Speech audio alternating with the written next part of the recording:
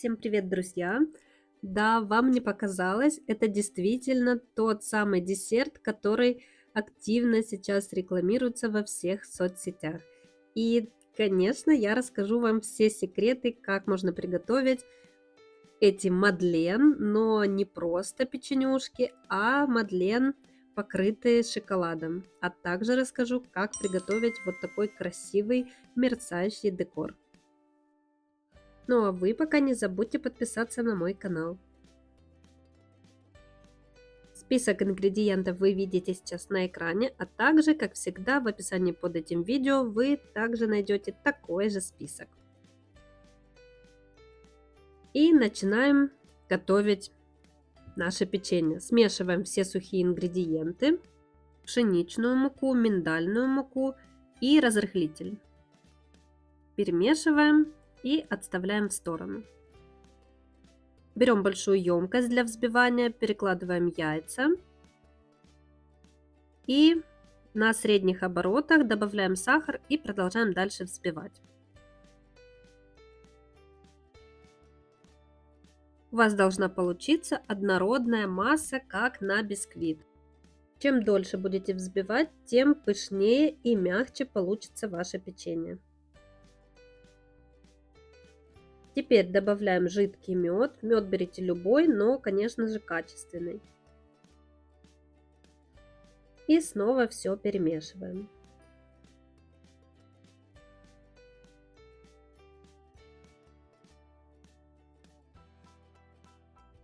Теперь частями добавляем муку. Можно, конечно, сразу добавить, но тогда нужно внимательно следить, чтобы в тесте не было комочков. Я сначала добавляю небольшими порциями муку, а потом уже сразу всю оставшуюся. Так мне легче контролировать муку в тесте. Хорошо, все перемешиваем. Вот такое тесто должно получиться, оно довольно жидкое. Теперь добавляем остывшее растопленное сливочное масло. И снова все перемешиваем венчиком. И, конечно, при желании вы все тесто можете замесить в планетарном миксере, если вам удобно. Но я в этот раз готовлю именно так.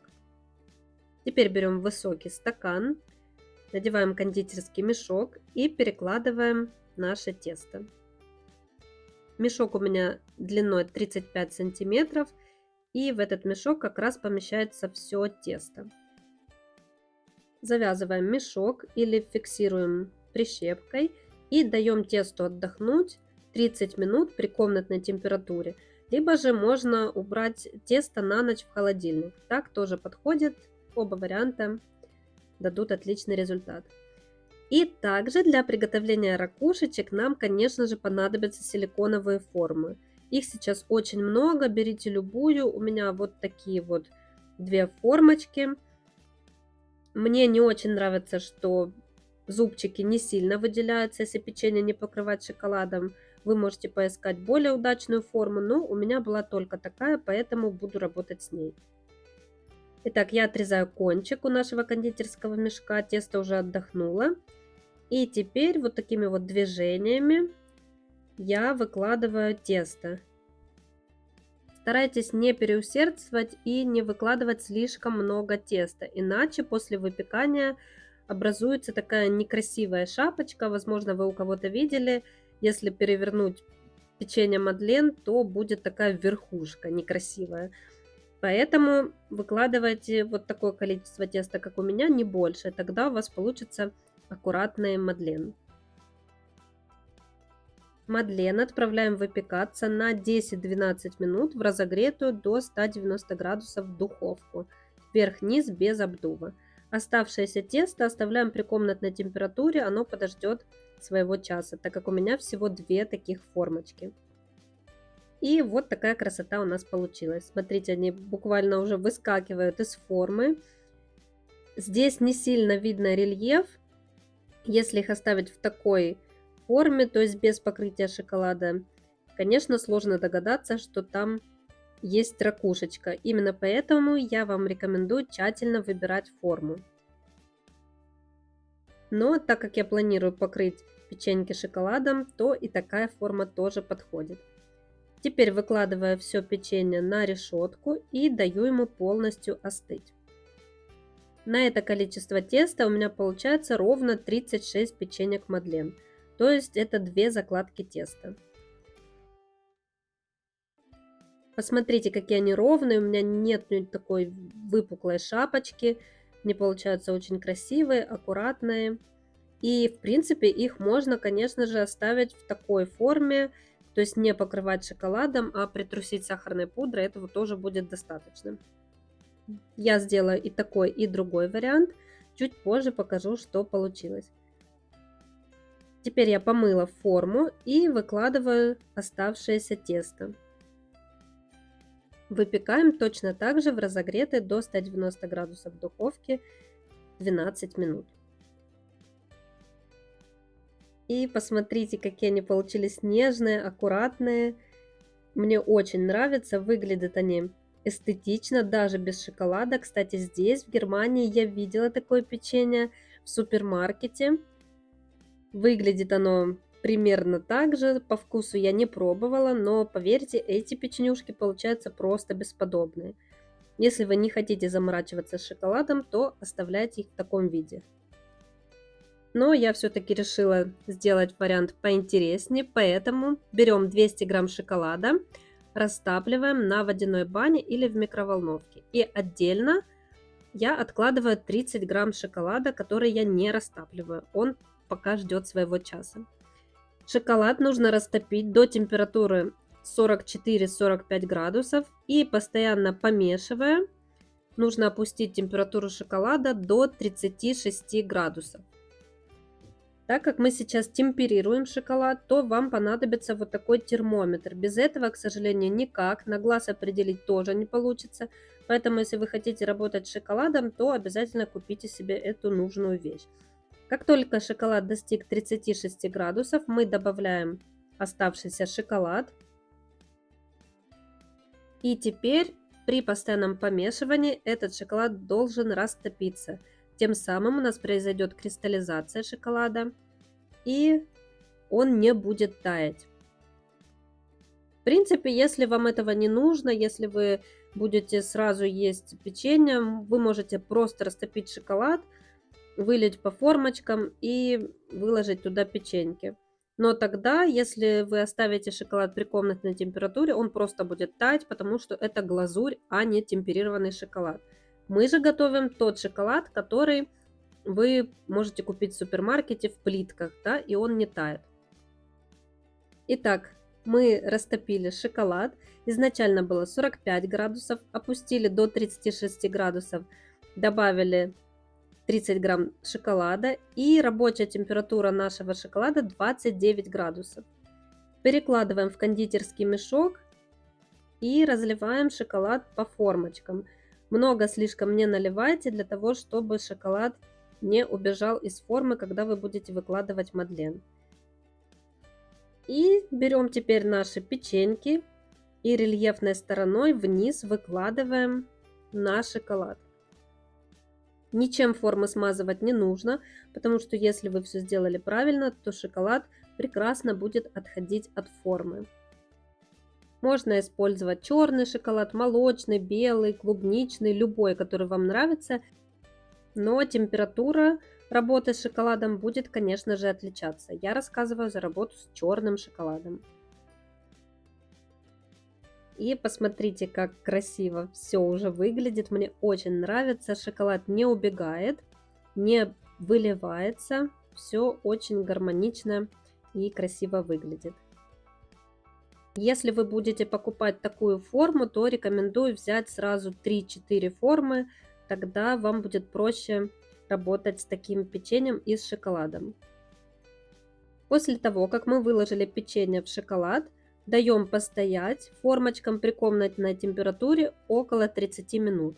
Здесь у меня прошло 10 минут. Вы видите, что шоколад не блестит, он еще не успел принять ту форму, которая ему необходима. Я просто проверила, что я все сделала правильно, и кристаллизация шоколада прошла успешно. Эту часть печенек я не буду покрывать шоколадом, я хочу притрусить их сахарной пудрой. Это тоже очень вкусно. С шоколадом печенье приобретает другой вкус, но почему бы не сделать и такие вот нежные, красивые печеньки просто с сахарной пудрой. И мне будет интересно почитать в комментариях, какой вариант вам нравится больше, такой без шоколада или же с покрытием. Я, если честно, до сих пор не могу определиться, мне кажется, оба варианта по-своему интересны.